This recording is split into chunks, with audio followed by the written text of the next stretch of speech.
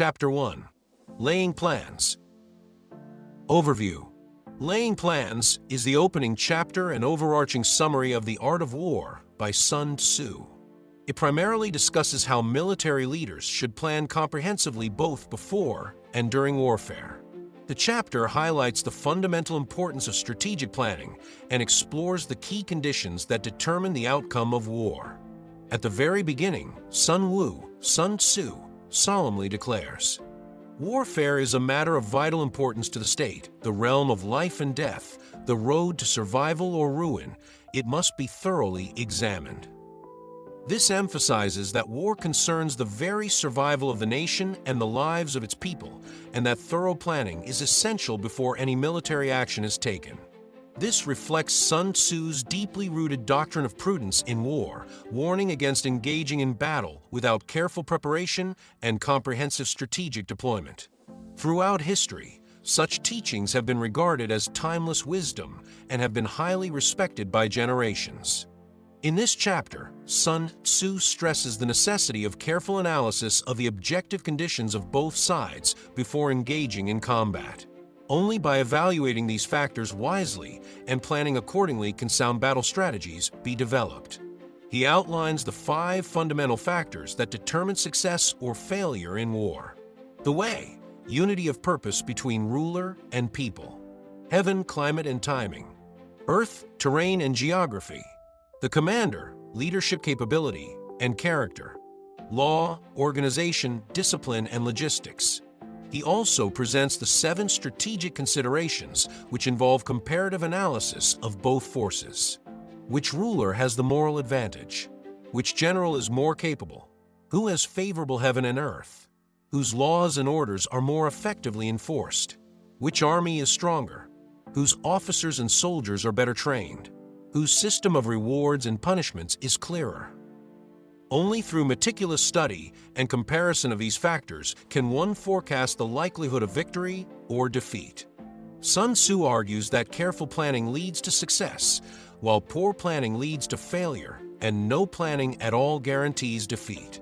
He emphasizes the role of the commander's subjective initiative, urging them to assess changing conditions, weigh advantages and disadvantages, and creatively develop favorable strategic positions to remain invincible.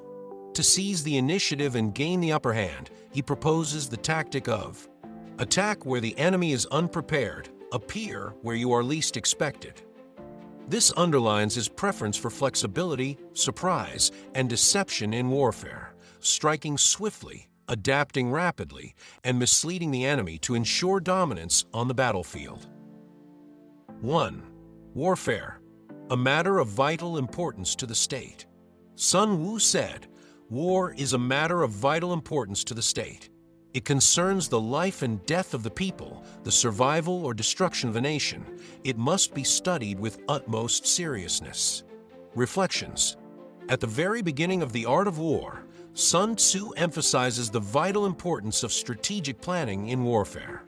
He advises rulers and generals that war must be approached with a deep sense of responsibility toward the nation and its people.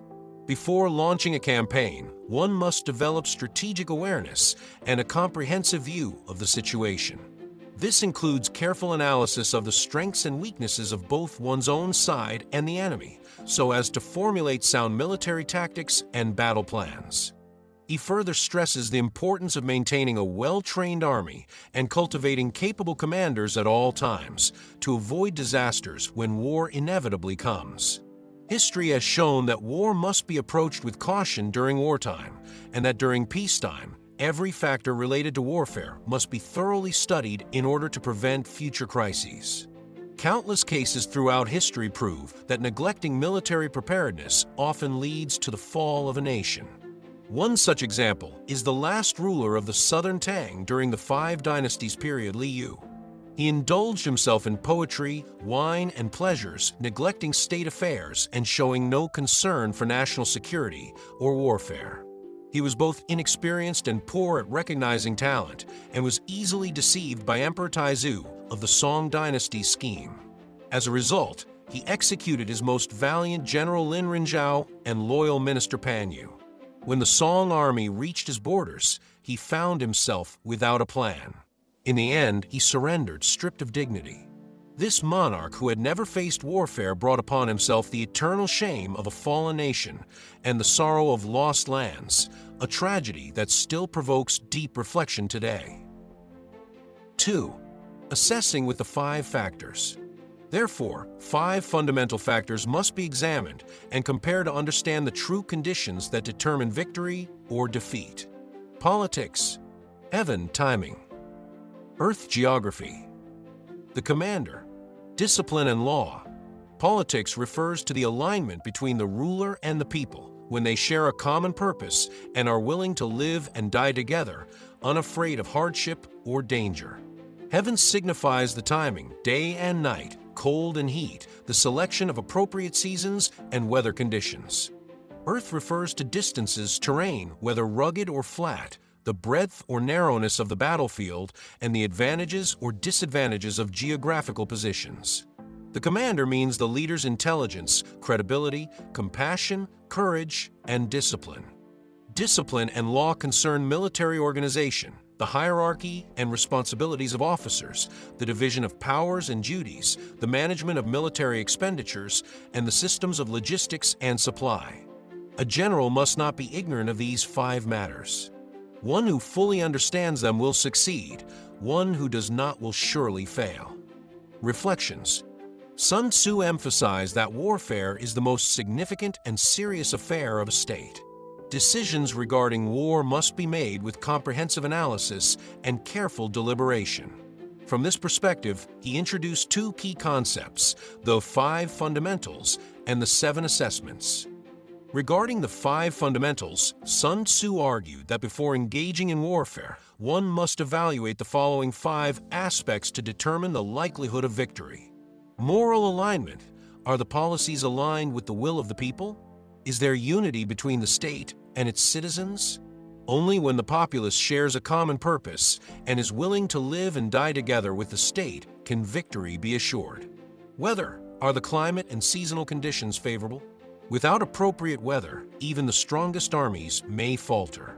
Terrain. Does the geographical environment offer an advantage? Command. Are the commanders both virtuous and competent? Organization and discipline. Is the army well structured with clear roles and strict enforcement of rules? These 5 elements are the most fundamental conditions for determining success or failure in war, and they must be fully considered during strategic planning. Historical events provide vivid illustrations of these principles. When King Wu overthrew the tyrant Zhou, he leveraged the power of moral unity, causing Zhou's soldiers to turn their spears inward during the Battle of Mai, ultimately securing victory and founding the Zhou dynasty. General Guan Yu famously used water to flood and defeat 7 enemy armies. Zhuge Liang exploited fog to collect arrows with straw boats. Zhou Yu's success in burning Cao Cao's fleet at Red Cliffs relied on wind. Napoleon's massive army swept through Europe undefeated, but succumbed to the harsh winter of Moscow. The state of Qin used the natural fortifications of Hangu Pass to resist the combined forces of 6 states. During a campaign, Cao Cao maintained strict military discipline by enforcing a rule that trampling a civilian's wheat field was punishable by death. When he broke this rule himself, he cut his hair as a symbolic punishment to uphold morale and order, contributing to his eventual victory at the Battle of Guandu. These examples all underscore the critical influence of Sun Tzu's 5 fundamentals on the outcomes of war. 3. 7 strategic considerations. Therefore, one must carefully compare and analyze the strategies to uncover the true conditions of both the enemy and us. That is to say, which ruler possesses sound policies for governing the state? Which commander has the wisdom and capability to carry out effective plans? Which side has the advantage of favorable timing and terrain? Whose laws and commands are effectively enforced? Whose army is stronger in terms of resources and morale? Whose soldiers are better trained and more disciplined? Whose system of rewards and punishments is clear and just? From these factors, I can determine who will emerge victorious and who will be defeated. If a general follows my counsel, he will surely win. Thus, he should be retained for future use. If a general disobeys my advice, he is bound to fail. Therefore, he should not be employed. Reflections. In addition to the 5 fundamentals, Sun Tzu emphasized the importance of detailed pre-war analysis through what he called the 7 assessments. These serve as a further lens to evaluate the prospects of victory and defeat. To effectively anticipate the outcome of war, one must consider whether the ruler's policies and vision align with the will of the people. Which side has the more capable and virtuous commander, who benefits from favorable weather and advantageous terrain? The degree of strict discipline within each army, the quality and readiness of weapons and equipment, whether the soldiers are well trained and possess strong combat effectiveness, whether rewards and punishments are carried out fairly and consistently. Sun Tzu was the first in Chinese history to systematically articulate these strategic principles, laying the theoretical foundation for ancient Chinese military forecasting and decision-making. He insisted that a sound prediction of a war's outcome required sophisticated strategic foresight and comprehensive operational planning. This includes evaluating political and economic conditions, understanding the balance of military power between both sides, and factoring in environmental elements such as timing and terrain. In essence, these assessments focus on the 5 key factors: moral influence, weather, terrain, leadership, and discipline/organization, to achieve victory with confidence and minimal risk. Historical examples abound demonstrating the power of the 7 assessments. During the spring and autumn period, King Gojian of Yu observed the extravagance of the Wu court and deduced moral decay and internal division. He seized the opportunity and launched an attack, eventually toppling the state of Wu. This clearly shows how the wisdom or folly of a ruler can determine the rise or fall of a nation. Other factors such as timing, geography, military discipline, superior equipment, elite soldiers, and impartial reward and punishment have also played critical roles in victory. During the Three Kingdoms period, Cao was known for his strict and fair system of military rewards. He distributed the spoils of war only to those who had earned them, inspiring his troops to fight harder and strive for merit. In 207 AD, after defeating Yuan Shao, Cao planned a campaign against the Wu Huan and Liao Dong. Despite opposition from his generals, he insisted on proceeding. The army faced terrible rain, impassable roads, and starvation, eventually having to slaughter horses for food. When they finally met the main enemy force, the situation was dire. Cao personally took command in battle and managed to turn the tide. Upon victory, Cao generously rewarded those who had previously opposed the campaign, acknowledging that success had come by luck and should not be used as precedent. His humility boosted his officers' morale and willingness to speak candidly in future campaigns, ultimately contributing to his dominance over central China. 4. Creating strategic momentum to support the battlefield. After formulating a strategy based on favorable conditions, one must also create advantageous momentum or strategic posture on the battlefield to support and compensate for the limitations of planning and theory. What is called sure refers to adopting favorable countermeasures in response to the changing conditions of the enemy. Reflections. In warfare, advantageous strategies are the key to victory. However, strategies cannot function effectively on their own, as they are inherently covert and require the right environment and conditions to fully realize their potential. Therefore, the main force in a conflict must adopt various countermeasures based on the needs of war, shaping a situation favorable to their own army and ensuring the smooth execution of military operations. At the end of the Sui dynasty, when Li Mi was engaged in battle with Wang Shichong, the latter devised a clever tactic. He found someone who closely resembled Li Mi, tied him up, and hid him among his troops. At the most intense moment of the battle, Wang ordered his men to parade this Li Mi in front of the battlefield while shouting that Li Mi had been captured alive. This greatly boosted the morale of Wang's army and shook the confidence of Li Mi's troops, resulting in their crushing defeat and retreat.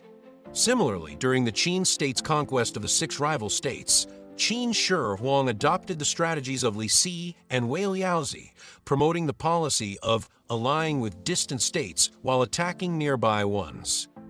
According to the needs of the campaign, the Qin court employed diplomatic tactics to divide and co-opt the other states. This led to disunity and internal discord among the 6 states, rendering them incapable of mutual support. After 10 years of strategic warfare, Qin successfully annihilated the 6 kingdoms and established the first unified feudal dynasty in Chinese history. 5. Warfare is the art of deception. War is the art of deception. Therefore, when capable of fighting, appear incapable. When ready to attack, appear unwilling. When near, make it seem as if you are far away. When far away, give the appearance of being close. If the enemy is greedy, tempt him with bait. If he is confused, strike at him. If he is well prepared, be on your guard. If he is strong, avoid him. If the enemy is easily angered, provoke him. If he looks down on you, encourage his arrogance. If he is resting comfortably, exhaust him. If he is united, sow division among him. Attack where the enemy is unprepared, and strike where he does not expect it.